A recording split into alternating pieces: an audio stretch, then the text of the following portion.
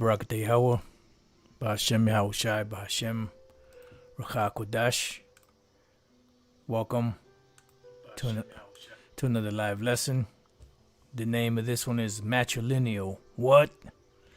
And I pretty much, I had just finished watching the video Elder Pastor did earlier, or it's either earlier or last night. I watched part of it earlier today, and then I just finished watching it a little while ago. This is the title here, long title. And pretty much he was dealing with, Captain Tazariak and Faithful to the Devil and all them guys, whoever the hell was on this panel. And I just wanted to make a couple of points. Elder Pastor already broke it down. I just wanted to put in my 2 cents and chime in. I'm not sure who the other individual was that was calling Tazariak, an idiot and all that.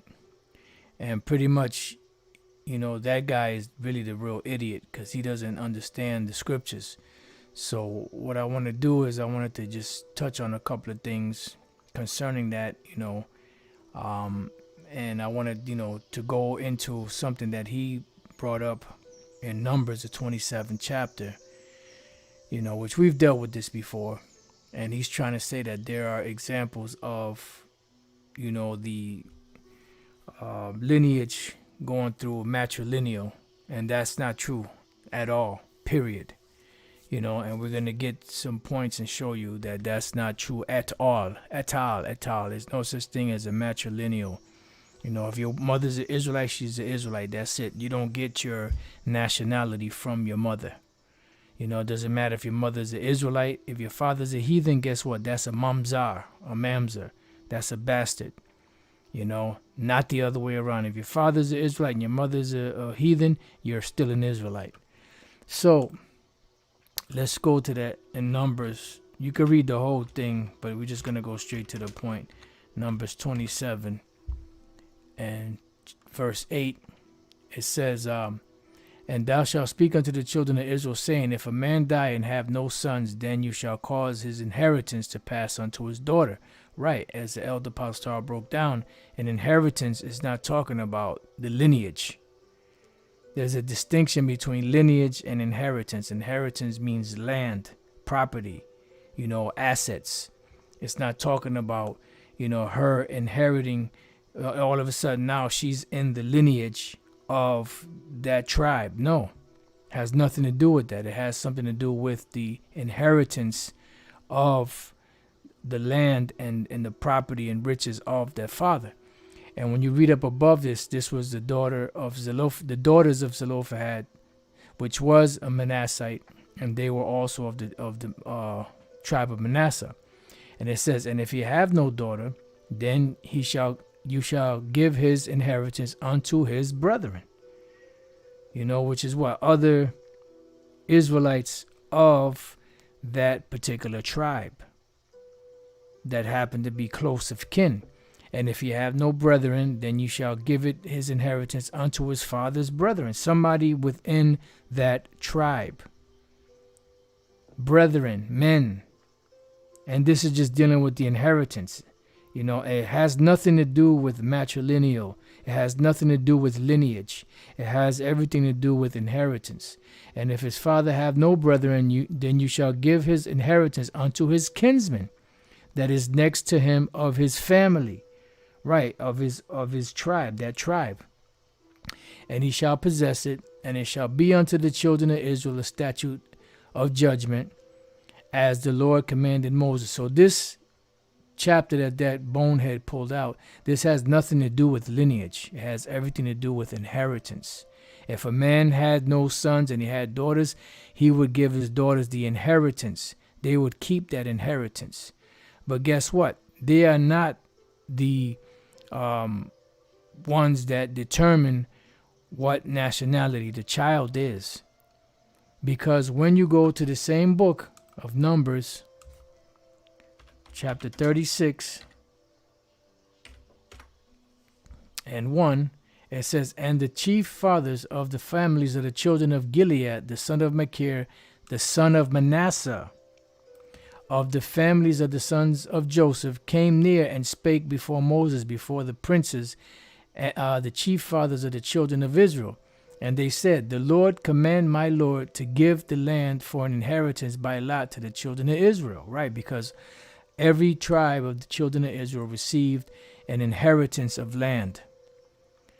Right, Apostle, the Christians don't know shit about the Bible. It says, and my Lord was commanded by the Lord to give the inheritance of who? Zelophehad, the same man who had daughters that didn't, and he didn't have any sons. So we're dealing with the same topic here, Zelophehad, right? Commanded by the Lord to give the inheritance of Zelophehad, our brother, unto his daughters. And if they be married to any of the sons of the other tribes of the children of Israel, then shall their inheritance be taken from the inheritance of our fathers. It had nothing to do with the lineage. It had everything to do with inheritance, land, property rights, cattle, riches, whatever the father had that he gave as an inheritance to his sons, he would give it to his daughters, and shall be put to the inheritance of the tribe whereunto they are received. Right, because if a man of the tribe of Israel if the daughters of the children of Israel, of the tribe of Manasseh, whatever tribe, if they received the inheritance of their father because their father had no son, then if they married any other tribe, any other man of any other tribe, then what would happen was that inheritance would be lost to that particular plot of land would be lost from that tribe going to another tribe. Okay? So shall it be taken from the lot of our inheritance, right? Because the Lord already set it up by lot for each tribe. So if a man had no sons, but he had daughters, they would get the inheritance, right? But that has nothing to do with the lineage. That has nothing to do with matrilineal. These guys are so hell-bent on that, that Queen of Heaven worship, that they'll do anything and try to find any justification in the scriptures to try to add women into a lineage. Women are not a part of the lineage. And when the jubilee of the children of Israel shall be, then shall their inheritance be put unto the inheritance of the tribe whereunto they are received. So shall their inheritance be taken away from the inheritance of the tribe of our fathers. Inheritance has nothing to do with lineage. It's not no matrilineal, it's patrilineal. And Moses commanded the children of Israel according to the word of the Lord, saying, the tribe of the sons of Joseph hath well said, because the Manassites came up to Moses and pretty much was talking to him and expressing this situation that, look, these women got they got an inheritance from their father, but now if they marry anybody else out of any other tribe outside of outside of the tribe of Manasseh, that tribe is going to take that plot of land into their possession, and we're going to lose a part of our possession among our tribe that was given to us. This is the thing which the Lord doth command concerning the daughters of Zelophehad, saying, let them marry whom they think best, only to the family of the tribe of their father shall they marry. So shall not the inheritance of the children of Israel remove from tribe to tribe. So boom, it has nothing to do with lineage. It has something to do with the plot of land, the inheritance. For every one of the children of Israel shall keep himself to the inheritance of the tribe of his father. So that go to any tribe, Judah, Benjamin, Levi, Ephraim, whoever, that had a man that had daughters and had no sons. If they received that inheritance of that land and property, or whatever the case may be, they had to marry within their tribe in order to keep the inheritance among that particular tribe of the nation of Israel. It says, and every daughter that possesses an inheritance in the tribe of the children of Israel shall be wife unto one of the family of the tribe of her father, that the children of Israel may enjoy every man the inheritance of his fathers. Neither shall the inheritance remove from one tribe to another. But every one of the tribes of the children of Israel shall keep himself to his own inheritance, Even as the Lord commanded Moses, so did the daughters of Zelophehad, for Mahlah, Tirzah, and Hoglah, and Milcah, and Noah, and the daughters of Zelophehad, were married unto their father's brothers' sons. Because the man is what determines the lineage, and the man is what determines the keeping of that inheritance. But if it happens to go to a daughter because the father has no sons, then that daughter will have to marry within her tribe, because she cannot bring back that line.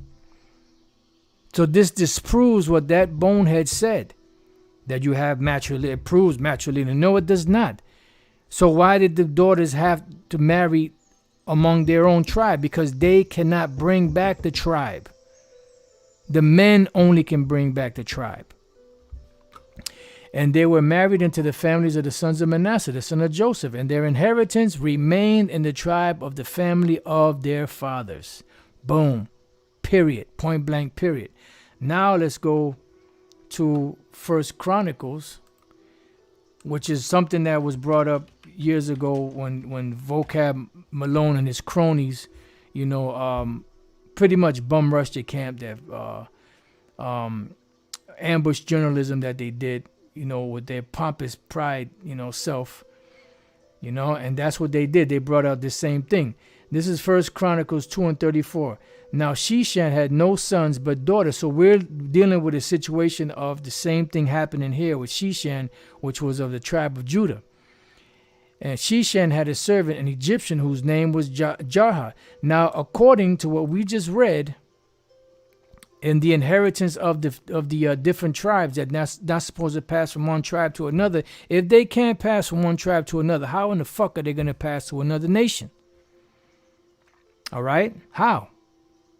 Now, let's say the case be that this individual here was an actual Egyptian, an actual Mizraimite, and this man, Sheshan, gave him that inheritance and gave him his daughter, and they got, him and his sons got the inheritance. Guess what? Sheshan was going off, because that inheritance was not supposed to pass from tribe to tribe, much less to another heathen, to a nation. So based off of the law that was written prior to this happening, that means that this man had to be an Israelite. And if the case was that he wasn't, then Sheshan was going off by giving his daughter to an Egyptian. If the case be that he was an Egyptian. So either way you slice it, you can go either way with it. And then you got all of these individuals here that were sons, and of the lineage of what's his name? Jarha. So Jarha had all of these. These are all sons and grandsons and great grandsons. So all of this line here, if the case be that they were actual heathens, these were all heathens right here, from the 34th to the 41st verse. If the case be that he was an actual Egyptian. All right. But the case is, according to the law, the inheritance is not supposed to pass from one tribe to the next. So how in the hell could this man be an actual Egyptian based off of this law on inheritance? Now, let's go from there. Let's go to the book of Ezra. This will be the last precept, chapter 2, verse 59. Now check this out. It says, and these were they which went up from Telmelah, Telharsa, Cherub, Adan, and Emer. But they could not show what? Their father's house and their seed, whether they were of Israel. They couldn't show their father's house. Why? Because the father is what determines the nationality, the lineage, not the woman, not the daughter. That's why it says so-and-so the son of so-and-so, so-and-so the son of so-and-so, and so-and-so the son of so-and-so. When you go through all the genealogies, you're going to see men there. If they do mention a woman, that was because she was a wife. In the case of Matthew, the first chapter, where it mentioned Ruth, because she was the one that was with Boaz, but it mentioned Boaz. Boaz, which was Boaz, the son of Boaz, which, by Ruth or something like that. You know, that's the only time you see that. But those women had nothing to do with the genealogy itself. The children of Deliah, the children of Tobiah, the children of Nekoda, 652. And of the children of the priest, the children of Habiah, the children of Cos, the children of Barzillai, which took a wife of the daughters of Barzillai, the Gileadite, and was called after their name. These sought their register among those that were reckoned by genealogy, but they were not found. Therefore were they as polluted, put from the priesthood. And the Tershatha, which was the Nehemiah, the governor, said unto them that they should not eat of the most holy thing till there stood up a priest with Urim and Thummim. For what? For the purpose of finding out what tribe these individuals are from, if they were Israelites. By the tribe of what? By the house of their fathers, as it says here. And these were they which went up from Telmelah, Telharsa, Cherub, Adon, and Emer. But they could not show their father's house and their seed, whether they were of Israel. You see? So the lineage or the genealogy goes according to the house of the father, not the house of the mother. The mother has nothing to do with it. So this argument that this clown had, this bonehead, that this sometimes you have a matrilineal lineage, no. This in Numbers 27 has nothing to do with lineage. It has nothing to do with genealogy. It has something to do with inheritance, which is different from genealogy. All right? And he's over there insulting Captain Desire, calling him, an idiot and all that, but he's the idiot. And that's pretty much it. I just wanted to make mention of that, and just to give a brief explanation as to what this is really speaking about, which, like I said, Elder Pastor already covered it. I just wanted to go into the point of the inheritance with the daughters, which is the same account, but later on in Numbers 36, because the men of Manasseh were lamenting that if the women that got that inheritance married any other tribe, the land that they had, that portion of the land that was given to Manasseh, was going to pass to other tribes. All right. So with that, I pray that you brothers and few sisters have been edified. Until the next time, I say shalom.